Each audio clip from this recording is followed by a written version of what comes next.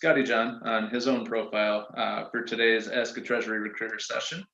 I think what we're going to jump into right off the bat, the general topic is just going to be remote work. Scotty, I don't know about you, but we tend to take quite a few different questions throughout the course of our conversations with practitioners around the future of remote work, wanting to be basically considered for remote work. And I think there's some general advice that we have for the Treasury community, as well as just, as always, open to take any questions about your job search, interviewing, anything like that along the way. So please make sure that you're liking these or this feed, that you're asking us any questions. Scotty, do you have the feed pulled up so we can monitor what's going on?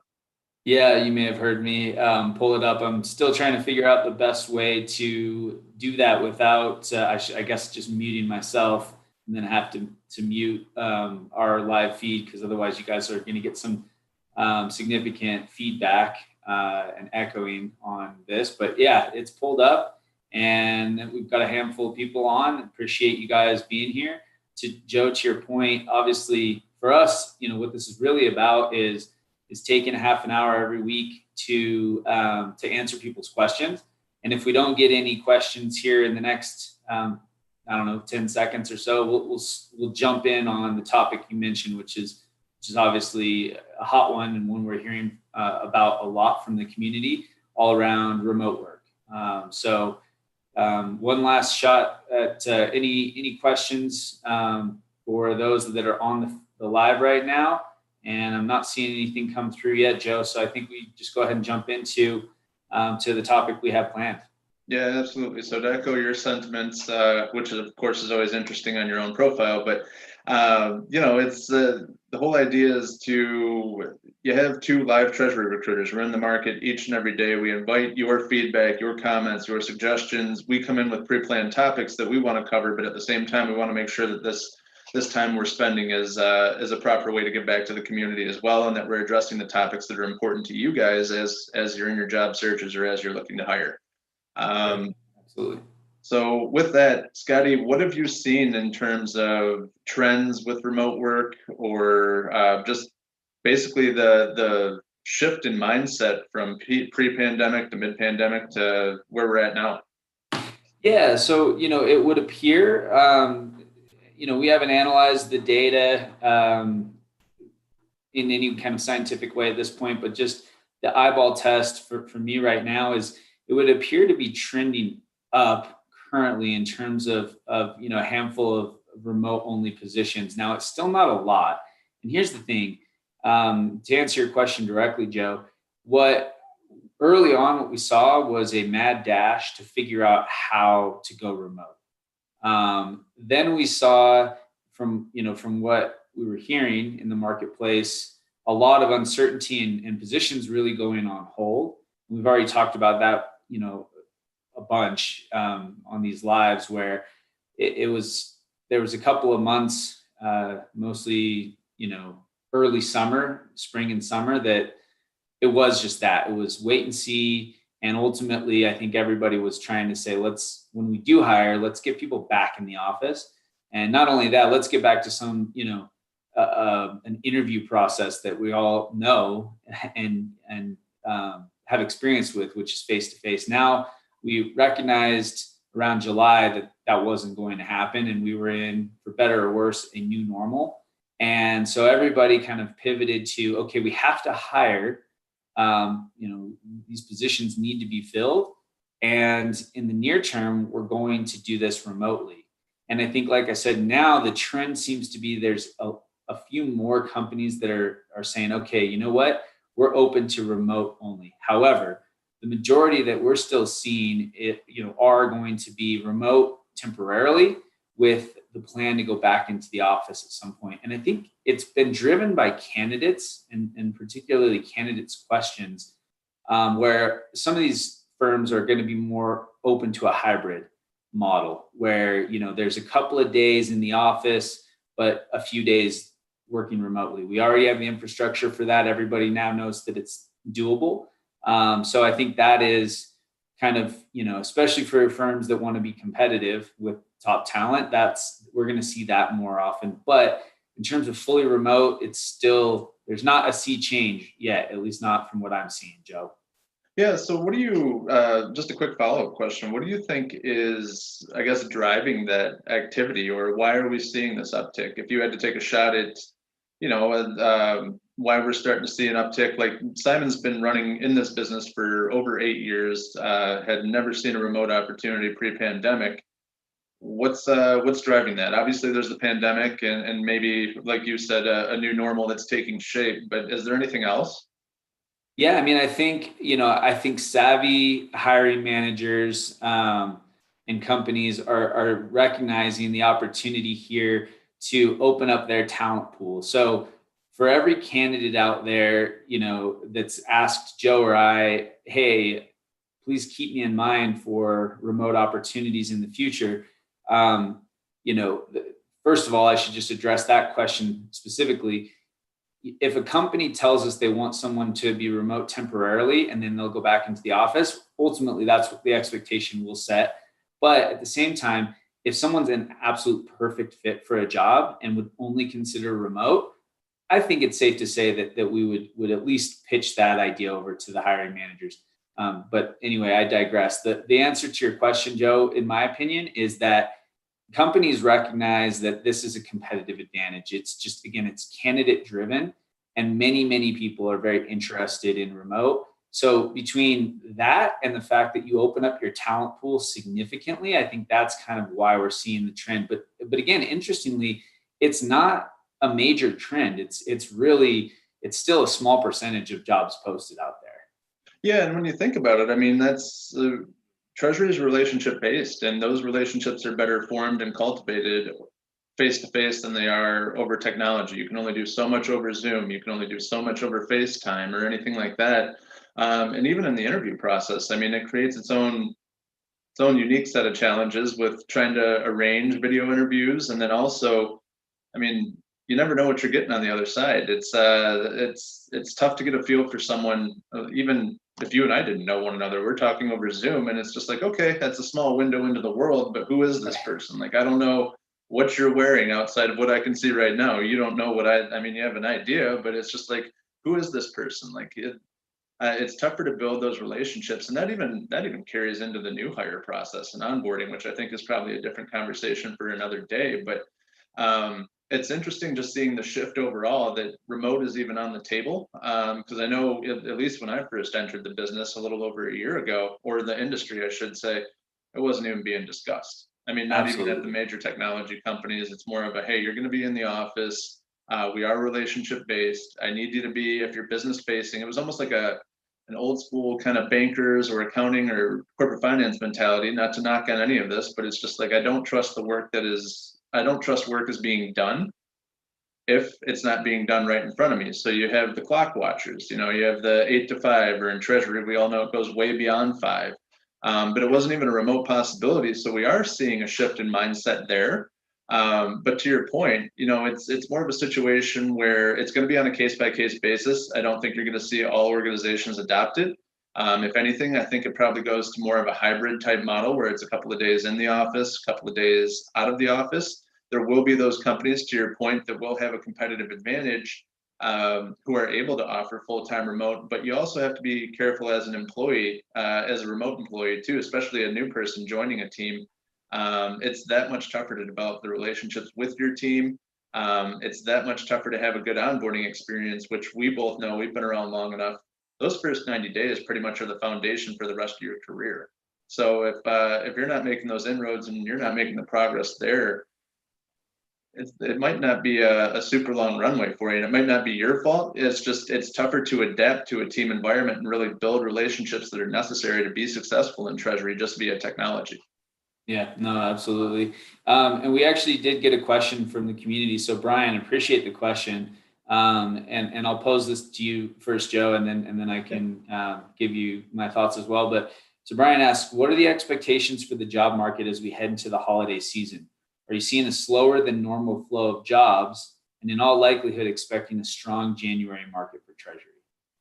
No, that's an excellent question. And I would definitely say, The only frame of reference that we have for this was toward the end of the year last year, right? Because I came on board October 1st, you were on board November 1st. And we were very limited with our data up to that point. We've gotten a lot better with that since then. I can tell you it was completely slow by the time you hit Thanksgiving to the end of the year. There was a certain drop off, and then it does pick back up in the first quarter. Now, what I'm banking on and what my theory is here is the job market's picked up pretty considerably since July, and that carried through all the way through October. Obviously, we're in the middle of November, so we're still tracking jobs, but it's you've had such an uptick both in reposted and new opportunities where there's going to be movement in the industry, and all that's going to do is create new opportunity too. So you're going to see probably the first wave of people and of movement based on the uptick in jobs from July. You're going to see all of that, but on the back end, you're going to have what we'll call regrettable attrition. So that's going to open up additional opportunities. So my theory with this is by the time we hit first quarter next year, you're still going to have those jobs that haven't been filled from the uptick that we've seen since July, but then you're also going to have that next wave of people who've left their jobs to take some of these new opportunities. That's going to cause more opportunity for the community as well. Yeah, I mean, from what I can tell, Brian, it seems to me like this is just a completely abnormal year. It does seem like that there's, to your point, do we see a slower than normal flow of jobs normally during this time? Absolutely. From what I can tell, and again, Joe, like you mentioned, we haven't analyzed the data yet, but it doesn't appear to be slowing down that much right now. And like you mentioned, in July of this year, typically, we've been doing this for a long time. Typically, July is slow. It's everyone's kids are out of school and it's summer vacation time, and it's a slow month for hiring. To have July be as busy this year in terms of jobs posted as it was is purely, a result of the current circumstances. And I think that's the same thing right now. Now to your point, Joe, it's the jobs that have been posted and are now starting to get filled. There may be from hiring managers an understandable decision to wait until Q1 to post those jobs. And I would not be surprised whatsoever. But yeah, to answer your question, Brian, it does to me seem like a busier than normal holiday season. And again, I think it's understandable given our current circumstances. Yeah, and you start to run into trends, at least that we know, just in speaking with practitioners each and every day, where you're going to hit holidays, you're going to hit parties, people taking time off, you're going to have your year-end close, which will probably carry a little bit into January, depending on how the company's fiscal years are set up and when their reporting's due. So it may not be you hit the ground running January 2nd, where all of a sudden everything blows up and everyone, like, there's a ton of opportunity out there. But I certainly anticipate heading into first quarter next year, especially by the time you make that transition from Q1 into Q2, it's going to pick right back up, because we started to see things pick up considerably in the spring before the pandemic hit. And then the other thing that we need to take into account, right, wrong, or indifferent, is that, and this has been true throughout my career in recruiting, when you have an election year, companies don't necessarily know what the tax code or who the winner is going to be, and that can significantly impact investments that they want to make back in the organization. So I think now, as that gets cleared up and as we get a better handle on the pandemic, companies are starting to really take a look at, okay, well, what do I need? Where can I make the investment? And I think that's becoming a little bit more clear as we eliminate some of these variable factors. Yeah, I think in short, Brian, we anticipate a very strong January 2021 in terms of Treasury jobs. We should have just done that, huh? Should have just done that and just left the context out, right? I don't think you and I can do that. No, I know it's not possible for me. I count on you to reel me in. But it's a great question, and we appreciate it. Any other questions? Again, for those of you watching, we've had more people join. Please let us know what questions you have. This is Ask a Treasury Recruiter Anything. And if you did just join us, we are without the questions from our audience, we're kind of focusing on remote jobs and the remote job market and just kind of all things remote work. So on that note, I think since we still don't have any questions. Oh, I should also say this, still getting used to this, this whole marketing thing. Please like or share this as well, so we can spread the word and get more folks on. So yeah, anyway, back to the remote opportunities. So Joe, we kind of talked a little bit about the trends we're seeing in terms of companies posting remote jobs. One thing that you and I have talked a lot about behind the scenes, so to speak, is, you know, how it changes for the candidate pool or the, you know, just the Treasury professionals when you open things up to remote work. So what are some of the things that Treasury professionals that ask us about remote jobs might not be taking into consideration now that that we kind of are trending in that direction? Yeah, so a couple of things, especially from the eyes of leadership, you do have to earn the right and the trust to be able to work remotely, since you aren't going to be right there.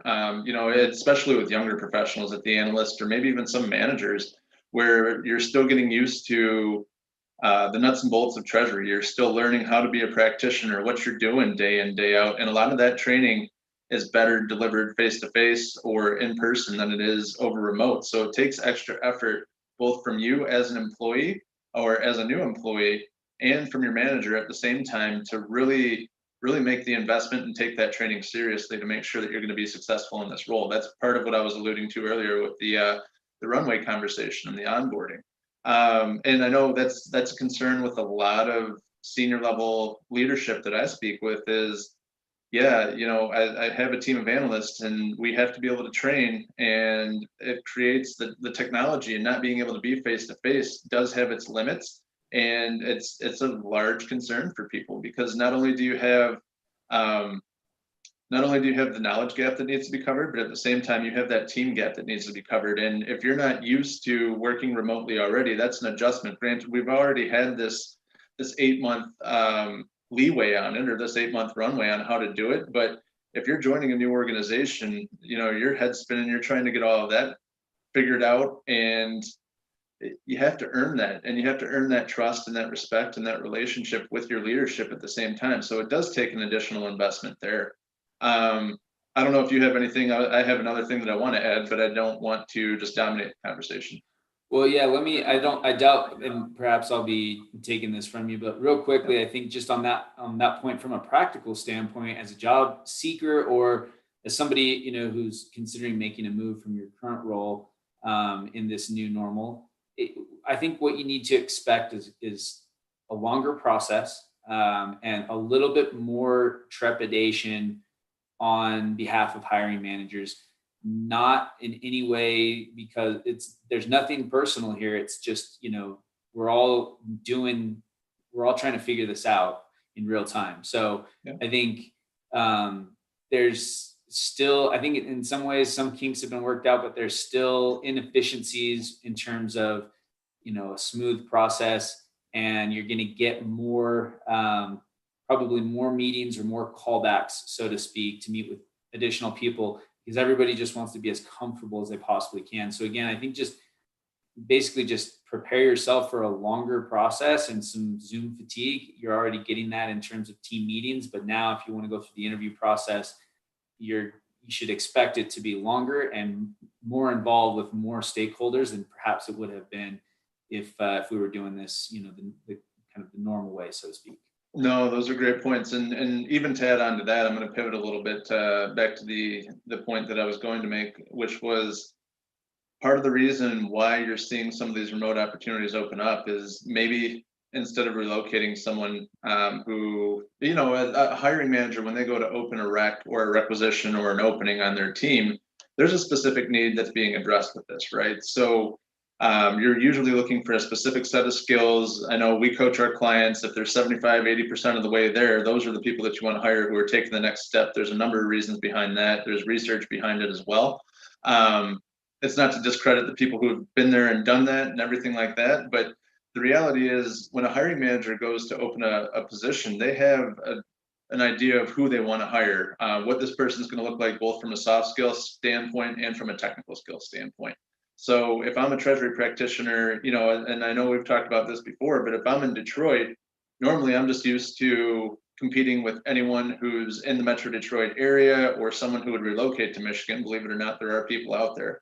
But you know, what you need to take into account is that part of the reason these have been opened up remote is because now managers or hiring leaders are giving themselves the option of a larger candidate pool.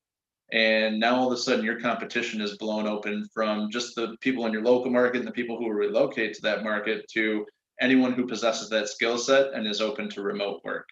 I think that's kind of the road that we were going down, but I don't know if you have anything you want to add to that. No, I mean, I think you definitely covered the key, and this is needless to say, perhaps, but just to be very explicit, that means that you are going to have a much, fiercer competition pool than you otherwise would have. So, there's a ton of upside and benefit to remote work. But one of the downsides, at least in this regard, that I think a lot of people are not seeing is that, right? You are going to now be competing with with a much larger pool. So it's, back when you might be 50% of the way there, but you're going to stay local to Detroit or Salt Lake City. Now you have to realize that, you probably need to be at least 80% of the way there, if not more, in terms of experience they're looking for, as well as the soft skills they're looking for. Because again, there's somebody in San Francisco or Dallas or New York that has that 80%, right? And is going to be competing with you for this job. So, well, the other piece to that, and I haven't even, I haven't run across too many clients doing this, but I would imagine this may migrate to this at some point, is outside of the US. So we have Canada right there. We have Mexico. We have even Europe or APAC, or, I mean, I don't know if we'll ever get to the point of a clearly global workforce, because I think if it's senior leadership, they need to tend to be a little bit closer together, or at least willing to travel. But it does widen those options for hiring leaders that much more if they're able to hire globally. You'll see it with some outsourced functions to Europe or to EMEA or APAC or whatever it may be. But I don't know how far away this is, or if it's even going to be the case. But it's one thing to consider is you may be up against competition even in lower cost markets. Indeed. Yeah, no, I think that's a really good point, and it's actually a great segue to another point we wanted to bring up today. So real quickly, I'll just mention to those of you watching, if you have any questions for Joe and I, it doesn't have to be remote work related. Again, for us, this is a ask me anything, ask a Treasury recruiter anything. We just want to always be prepared with the topic in case we're not getting questions. So feel free to put questions into the comments, like and share this so that others can as well. But to the point that I was going to get to, that also means if you are in San Francisco or New York City or Chicago, one of these higher cost of living markets, that's kind of the flip side, is you have to be prepared for perhaps a little bit lower compensation package depending on where this opportunity is located. And so it goes both ways, right? For a company that's going to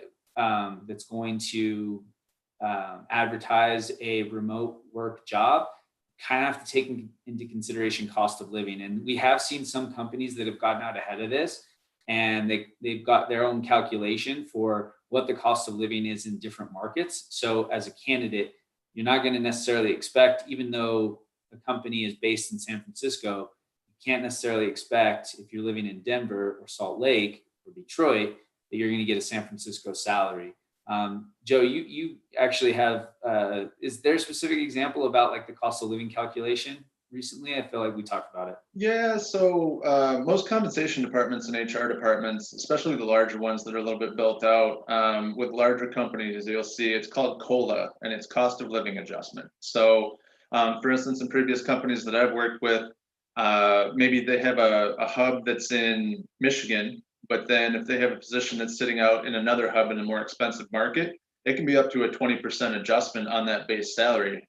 All else considered, the short-term, long-term incentive may be the same, but you'll have percentage increment adjustments, or even it can go both positive and negative based on where the position is located. But yeah, it is more commonly referred to as COLA, or cost of living adjustment. Right. Yeah. Yep. And again, so if you're living in a higher cost of living market and you are applying to a remote position that's based in a lower cost of living market, that's an important question you will want to ask in the process, because not every company has a mature or frankly even has a compensation team at all, right? So it is something that you really want to make sure you're clear on and understand. I think, we preach it all the time that compensation shouldn't necessarily be a deal breaker in terms of not moving forward early in the process, but it's especially as you're getting closer to the end of the process, you really want to be clear on what a potential offer might look like if it's made, because you don't want to waste your time or the kind of the executives that you tend to meet at the end of the process. You don't want to waste their time either if that's not going to work for you ultimately.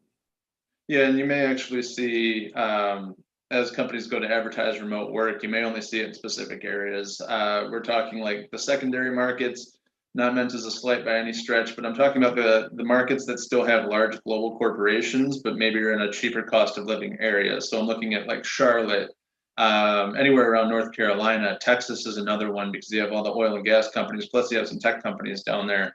And and even Florida. I mean, due to taxes, due to just the cost of living in general, you can still have the same skill set for a cheaper cost to the organization. And it's a strategy that companies will be able to use to their advantage, but at the same time, job seekers can use it to your advantage too. I mean, it's a situation where you're not going to be the right fit or the right match for everything. You got to be a little bit more strategic to what you're applying to when it comes to remote. I wouldn't just throw your hat in the ring because it says remote, or else you might find yourself a little bit frustrated because there are so many options from the hiring manager standpoint. So you still have to be strategic with your job search, but at the same time, with it being so much more competitive from a job seeker standpoint, you really have to be on your P's and Q's in terms of making sure that you're adjusting your resume to show that you're the perfect fit. Interviewing well and really being able to practice and explain your story and the value that you can bring to an organization. Don't get that twisted. It's not what the organization can do for you. This is how you can provide value and a service to the organization, because at the end of the day, we are all service providers.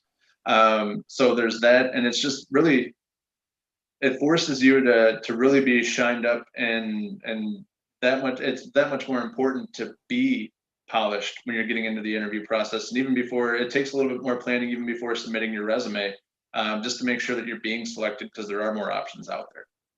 Yep, that's all good stuff. All right, so again, for those of you watching, any questions, please put into the comments. And again, they do not have to be about remote work. We are happy to answer any questions at all. That's the purpose of these Monday Ask a Treasury Recruiter LinkedIn Lives.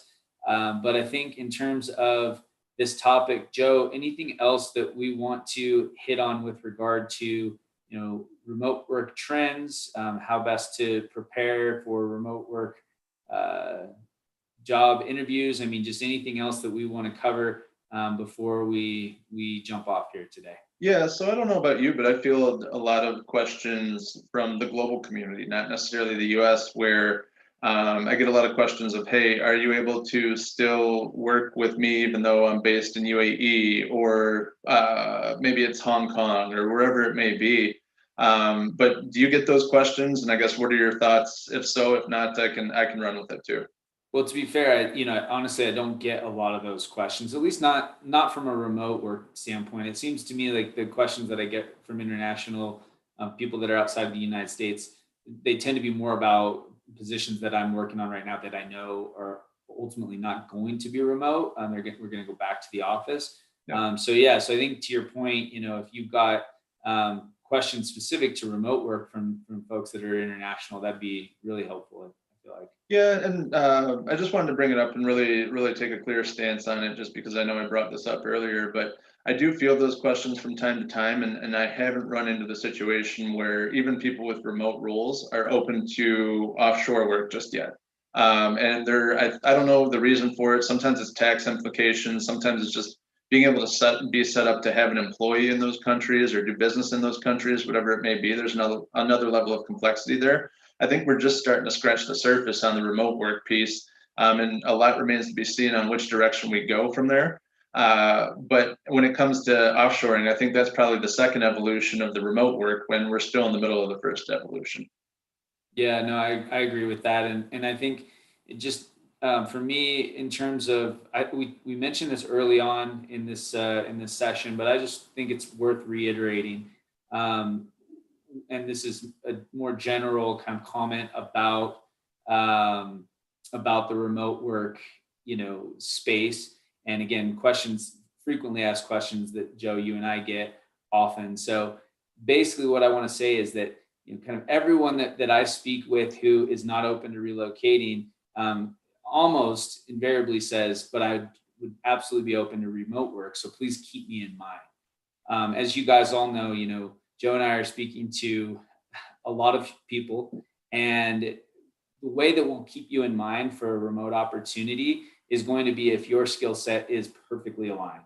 Because again, you have to imagine that if we're speaking to people throughout the country that are interested in remote work, that we've got, again, going back to a much larger pool. So if you're not a perfect match for a particular role, just know that there's a million other folks out there, maybe not a million, but literally thousands of other people who are interested in that same job, given that it's remote.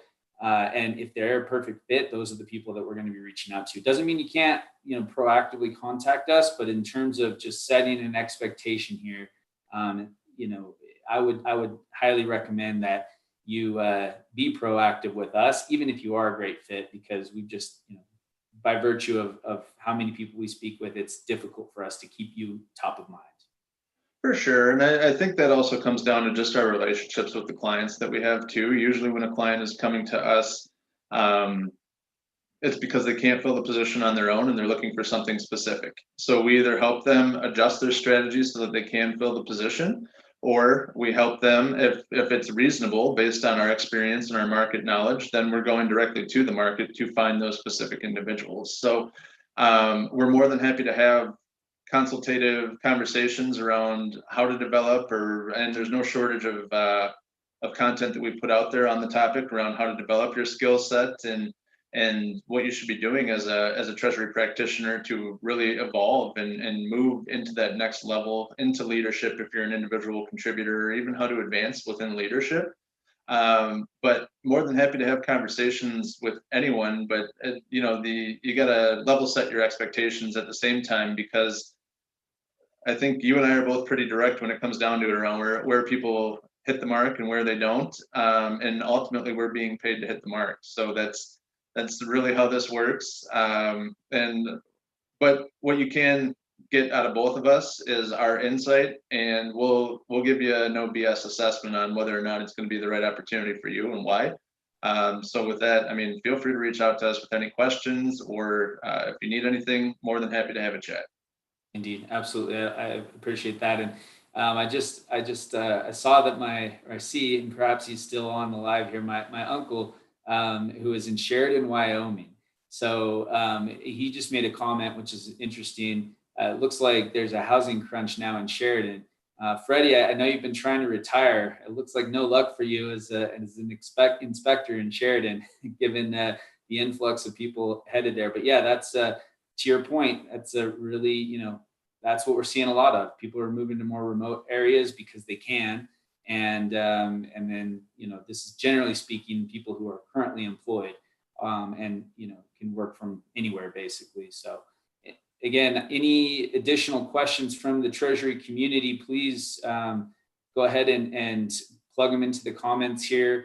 Otherwise, I think we can pretty well wrap this up. Joe, anything else that you and I both know that we could go on for another hour on this topic. But did we cover the highlights here, or do we have anything else we need to hit on before we sign off? No, I think we've covered all the highlights, and of course, we're more than open to take any questions, even if they weren't asked today. Feel free to reach out to either you or me. We're happy to provide you any insights, or even if it's specific to your own job search, more than happy to answer any questions or provide you with any insight or guidance there too. Outside of that, we appreciate everyone for their questions, their comments, and for checking us out today. Scotty, I felt it was a productive conversation. How about you? Yeah, definitely. And I think just on that note, these are regular conversations. We're going to be having these conversations every Monday, 9 a.m. Pacific time, 11 a.m. Eastern time. And again, we're going to come prepared with a topic for every week, but it doesn't matter what topic we're covering. This is an ask me anything kind of format. So any questions that you have, feel free to ask them in real time in the comments or send them to us ahead of time. I have to, on that note, just apologize to anyone who has a note to me in my LinkedIn inbox. I am woefully behind on that. So if you had a question that I didn't address today, I'm going to do my best to get caught up for next week. But yeah, thanks so much for coming on. We'll see you all this same time, same channel next week. All right, thanks.